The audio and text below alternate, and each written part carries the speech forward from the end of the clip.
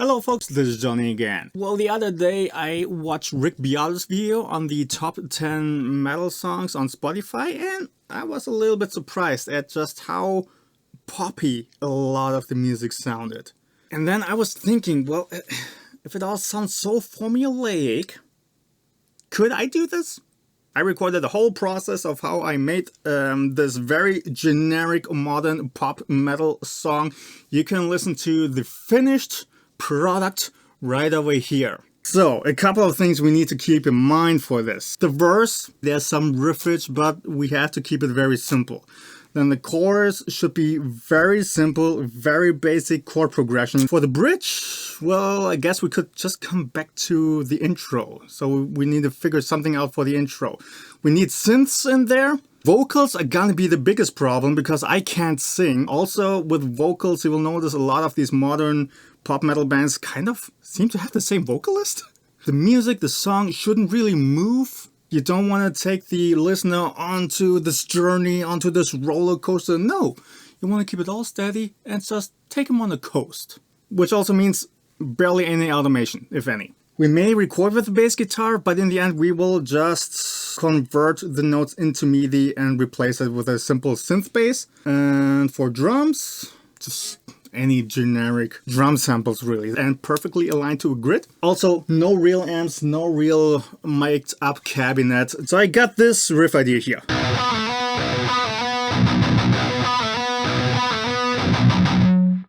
Just repeating that over and over and over, and a little bit of variation later on. Let's record this really quick. Now again, this is my usual drum mix. This will change later on.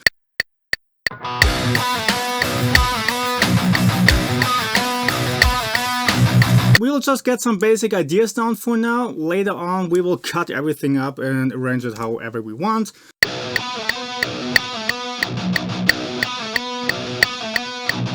Second thing I want to record is a variation on this.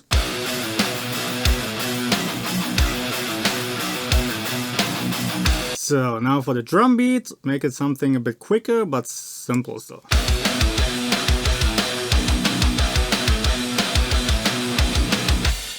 We can be a little bit edgy here and introduce harmony.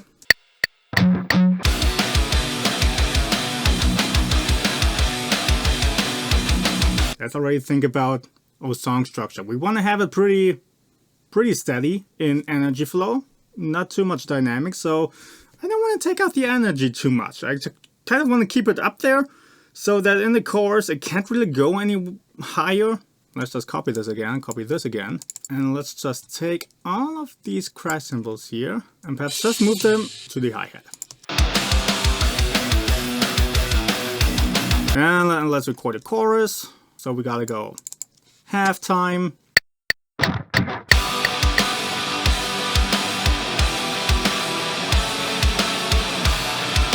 Copy, paste. Okay, there's our second riff. Now we're gonna introduce the slight variation of it.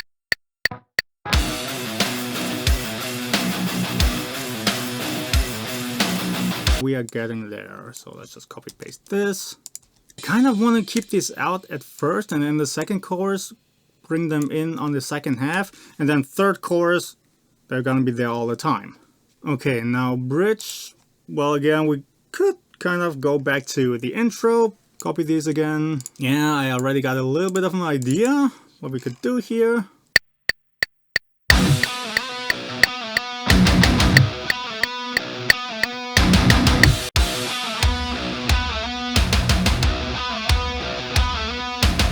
We need a breakdown. No solo, okay? Just a breakdown.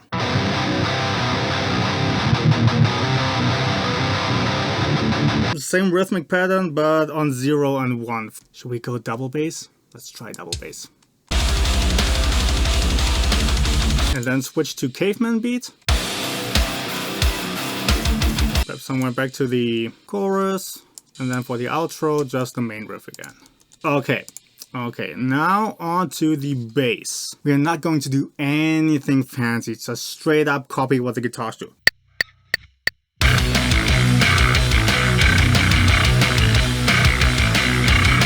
Copy this everywhere we need it. Okay, there we have our basic structure. I kind of want to work on the drums. This one sounds very nice and modern, but still too natural for what we want, so we're going to sample replace kick and snare actually. First of all, overheads, bam.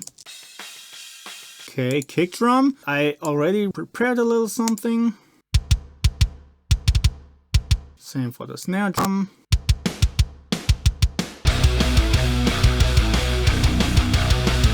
As we can hear, the snare drum still needs a little bit more snap in there. So now where was the part with the toms?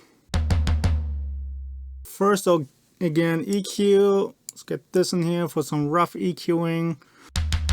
Then what we need is a gate. Now let's get a limiter in here. Now onto the bass guitar, and let's process it with Melodyne. So there we go. Now we add a MIDI track, put it on there. Take everything and whoop. So now we got a really deep sub bass coming from the synthesizer and a nice growly roar in that upper bass range from this one.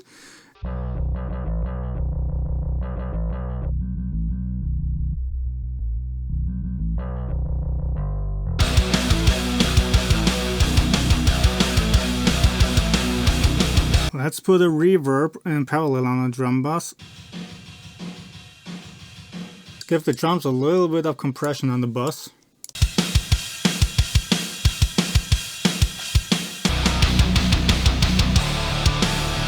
Then finally on the drum bus, let's get G-clip.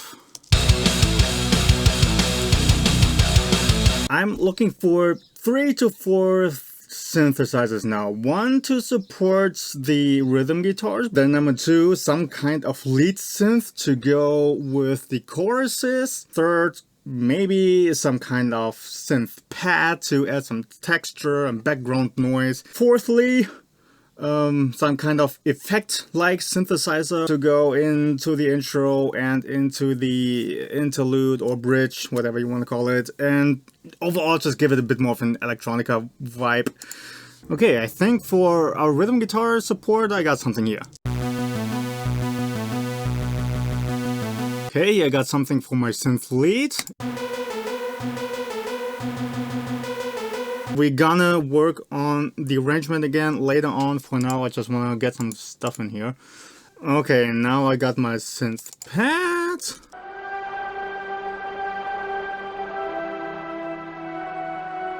Okay, I think I got something going here.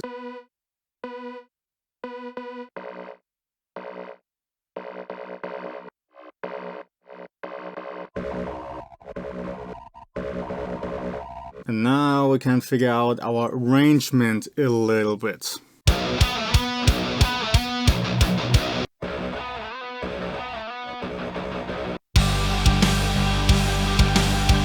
Now here, these in-between strums that I did on the other guitar, I want to take out. Of course, we're also not gonna use any noise gate and make things sound natural in their cutoff. Instead, we are going to just edit this perfectly to grid. I think now, so we got our intro, we got a main riff, then we got a verse, a chorus, then again verse, and then an interlude, and then a chorus. Is that perhaps too out there? Nah, real simple. I'll just delete this part. Everything else I'm just gonna shove right in there. So this is kind of just a short interlude back into the verse. I'm not entirely sure about the double kick. Okay, and then for the outro.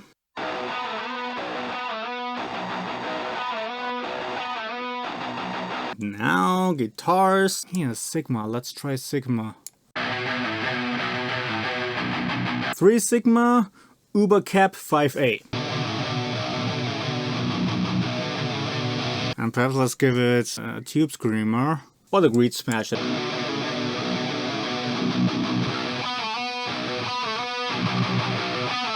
Now for drums, the snare drum definitely needs a little bit more work. Let's get a different EQ in here.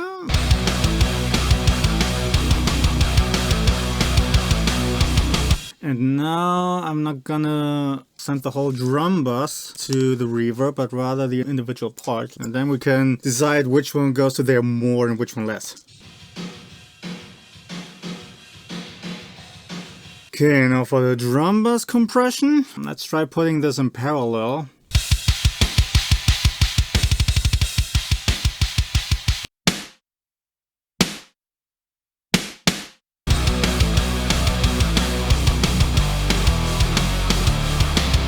Yeah, it's like really unnaturally punchy. At this point I also gotta take out my studio headphones so I can make sure the low end sits nice.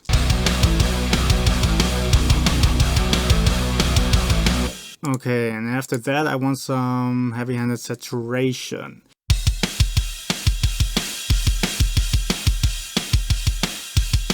Totally forgot that I was mixing into all these plugins in here. Now on the bass, we won't really EQ it to make room for the kick drum and so on. Instead we are going to use sidechain compression. And now we are getting into vocals. I wrote some lyrics. I'm not a good lyric writer to begin with, which works out pretty well because these lyrics are kind of cheesy and I don't know what they're supposed to be about. Here you can see the lyrics. Biggest part will be really singing the chorus. I can't sing. I'm still gonna have to ask Brian, my vocalist, if he is up to record this really quick. Okay, let's do this. And done. This is actually what my raw scream sounds like. It's not that great. Please make it fun and work up my appetite. Darkness is flooding again. Darkness is flooding again. Darkness is flooding again. Now with the vocals laid down, I also kind of want to work some more on my arrangement here. You better stay cool, don't you, friend? You should know I can smell your sweat. Please make it fun and work up my appetite. And now as I'm going along, I'm kind of again tweaking some little things in the mix. Now I want to try that thing with the bass where I get the clean low end just from the synthesizers and the distorted mid-range from the bass DI. Now I kind of already want to go a little bit into master bus processing.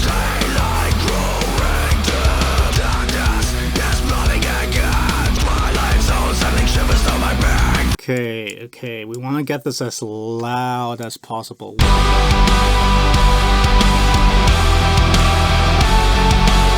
Okay, we got some singing here for our choruses. Brian actually managed to whip something up real quick. I told him all I really needed was just one track and just the chorus recorded once, and then I would copy it and process it and work out harmonies from that one track. The guy sent me 6. We can't have too much dynamics going on in this generic pop metal song. So all these other harmonies, not sure we can really use them. But to show our appreciation for Brian, we shall still listen to all of those. I see everything that is left me, all the things that I am inside, and now subsided. Now let's get into processing this, right? See everything that is left. And now we need another compressor. I see everything that is left. I see everything that is left. I see everything that I see everything that is left. I see everything that is left. And now subsided. I'm gonna have to automate an EQ for this one bit here.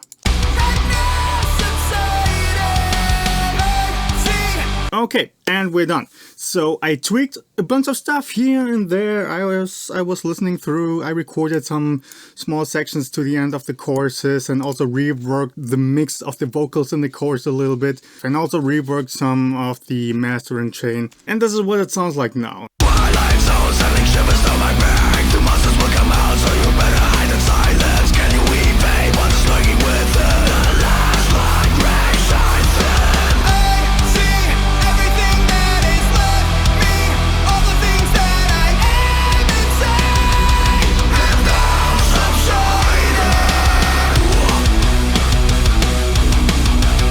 Now you can listen to the whole finished song right over here. For me, this was just a little bit of a learning process. As I said, I just wanted to see if I could make a generic modern pop metal kind of song, like real quick. And this whole process was, in generally speaking, kind of quick. Around 6 to 7 hours, speaking from working from scratch, having nothing, until having a finished song. Like a full day's work is rather quick. Okay, and that's it for this video. If you liked it, great. You know how YouTube works, so do what you wish. If you didn't like it, that's also cool. If you want to see a more in-depth walkthrough of this whole mix, then give this video a like or leave it in the comments below and I shall oblige. Okay, see you next time.